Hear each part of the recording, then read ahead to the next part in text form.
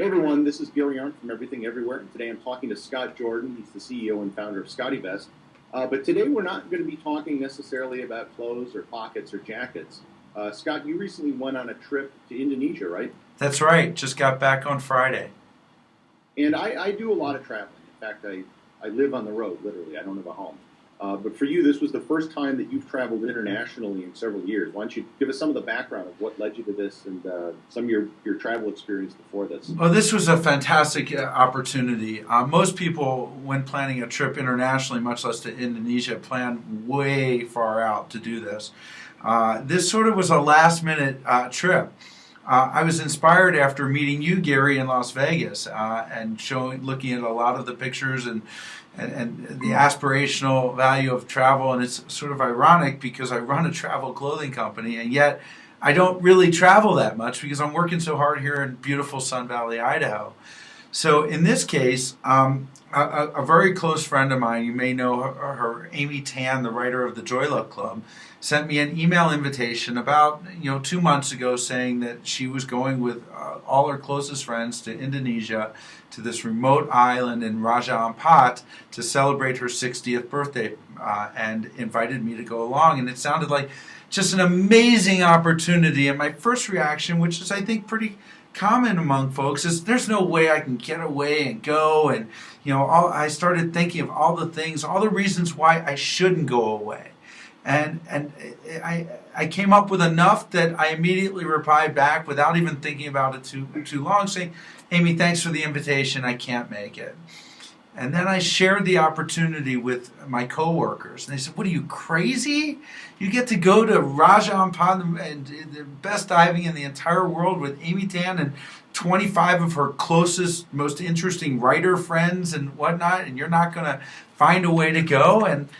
And with their permission, which oftentimes you feel like you need when you're going to leave a business for 2 weeks, I decided to go and planned it, this trip with multiple flights and boat rides and buses to get there. So this is a common theme. I talk to people about travel all the time, and I get the same thing from a lot of people. They always can think of reasons to not travel. That's right. They got work. They have a lot of things going on. You're the head of a good-sized company, clearly have a lot of responsibility, yet the world didn't fall apart while you were in Indonesia. Everything. That's right. No, No, it didn't. No, in fact, I kind of wondered, when I was gone, what they need me for, because I went off the grid, this little island. They did have Wi-Fi there, but I committed to myself that it would probably be a huge benefit to me, and it'll enable me to immerse myself in the experience and the culture. If I wasn't checking my email every day, then I'm not going to have that ability. And magically, on the last day, I decided to start looking at email a day early, and there wasn't that much. So I think, I don't know. I should. And as a result, I'm going to be doing much more of this, much more traveling. I learned a lot about people and experiences and my clothing as well. And it's hard to really evolve your clothing for travel unless you get out there and do it. And I'm psyched. Well, what are some of the things you learned? I learned going out there with your product in the field. What did you get out of it? I learned how useful our product is for traveling in its current state. And all our customers, you tell me this constantly. I learned, especially on international travel, when you have limitations of how much your carry-on can weigh, that every pound makes a difference. And I learned how this might seem obvious to you and anyone who has a SCOTTeVEST that travels, but to me, again, when you walk a mile to work and you really don't need to have your stuff on you all the time, I learned how helpful it was. I also learned where we need to improve. The passport pocket that we have now, the zipper looks identical to the iPad pocket.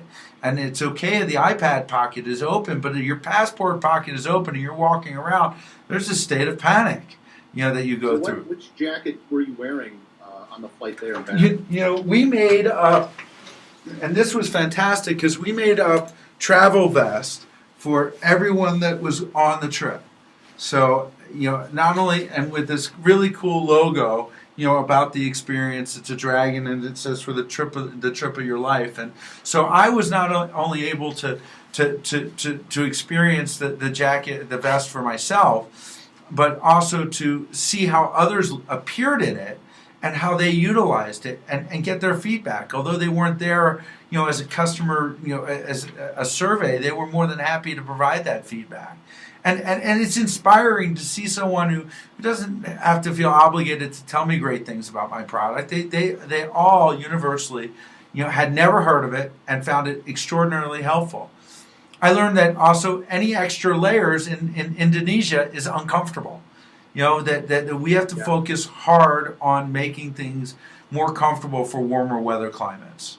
That's important for us as well. So, I can go into a lot of the details of improvements that we're going to be making, but this pocket, for example, this is the passport pocket right here, indicated by the boarding pass document. I constantly, and it's human nature. It's like when you leave your house after cooking, I turn the oven off or iron off, and so I constantly was looking. So we're going to color code this and maybe even have a locking feature so that when you close that pocket, it's closed. But yet, that aside, once I assured myself it was closed, because you got visas, you've got all this paperwork, boarding passes are important over there. You need to have that all in one place, and that little piece of paper, that customs entry, you got to put it all in one place. And it was really, really helpful to do that. I also learned that it's only in the U.S. for the most part, and all over Indonesia. I could walk through the security line with a bottle of water without a problem. I walked through the X-ray machine, the metal detector, with a fully loaded vest with gadgets galore and an iPad, and it didn't go off. It freaked me out a little bit, but they didn't have the same level of requirements. I didn't have to take off my shoes when I traveled internationally, only in the U.S. Well, it's interesting to say how you use your passport or where you put it, because when I travel, I have two SCOTTeVEST jackets that I'll carry with me. One is the Fleece 5.0, the other is the new Transformer jacket. I always wear the Fleece when I go through the airports because it has an external pocket on the outside near the chest, and that's where I put my passport. Interesting. Because it's very easy for me to get to, and I can pull it out right away, and I don't have to unzip the jacket or anything.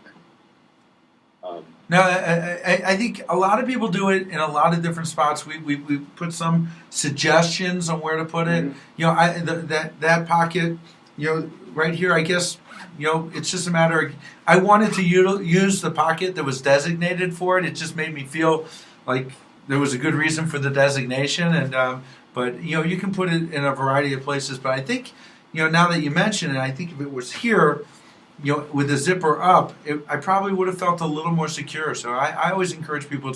It's like your desk. When you buy a desk, people don't tell you, okay, put your business cards here, your stapler here. You have to decide how you're going to organize your own desk, and we give people some suggestions, but they're just that. So aside from the business things, what did you come away with from the trip as far as what you learned about Indonesia, or just what you learned about traveling, and what you learned about yourself?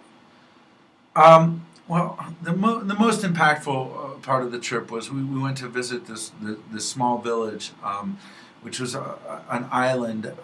Indonesia is made up of thousands of islands, and this island was tiny. I think there were 500 people, and they had not seen any Westerners on there. It was very uncommon for them to see Westerners.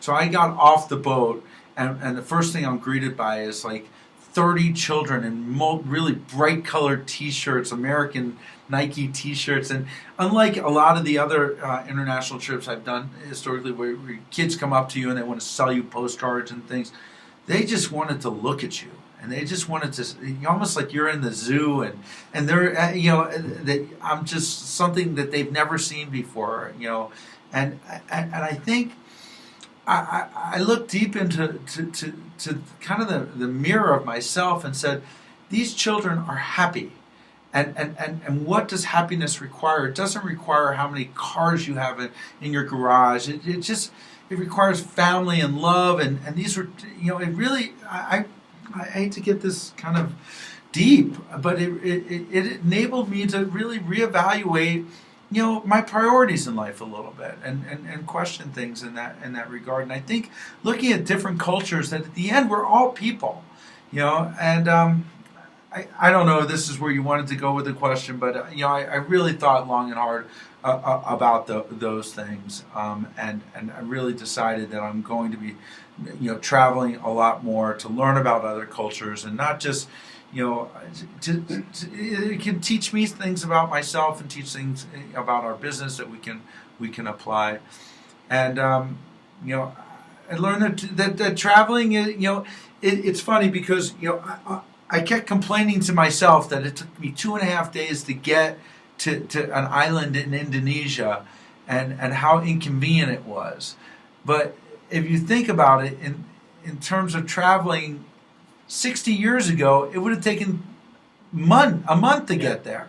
In a short 60-year span, and cost an amount of money that was unheard of. And here, for a mere 2 days, I got to experience a completely other culture. We did spend a little time in Jakarta. It's a little not great because you're stuck at the hotel at the airport, because apparently it's 3 hours worth of traffic to get in. Same Sarong. I was told there wasn't that much to see in Sarong. However, when I got out and walked the streets alone, I did get a feel for the community in the city. I extended my trip by a couple days to spend some time in Hong Kong, and I was there in '79 with my entire family, and to go there again was pretty cool. I mean, it's changed quite a bit. One of the things you brought up is how everybody, you were kind of an oddity on the island, that they haven't met people like you. And if you live in a developed or a Western country, you have the ability to travel. You have the ability to go and see other places. And many people around the world don't have that ability. And when you visit them, it's just as much of an eye-opening experience for them as it is for you. Did any of them ask you about where you're from, or? There was language barriers. I mean, quite frankly, there was a great deal of language barriers, even in Hong Kong. I was quite surprised. Maybe I was the ugly American and assumed that everyone would speak English, and no, not that many people, even in Hong Kong, spoke English. So clearly on this little island of 500 folks without any plumbing, they didn't have plumbing. I mean, this was children there die from a common infection. They don't have antibiotics there. They don't have a doctor to set a broken arm. I mean, this was very undeveloped. So didn't have an opportunity. But one of the group lead, the leader of the community, invited us into his house, and we had tea, and it was a nice experience to be able to do that. But didn't really get to exchange any information in that regard.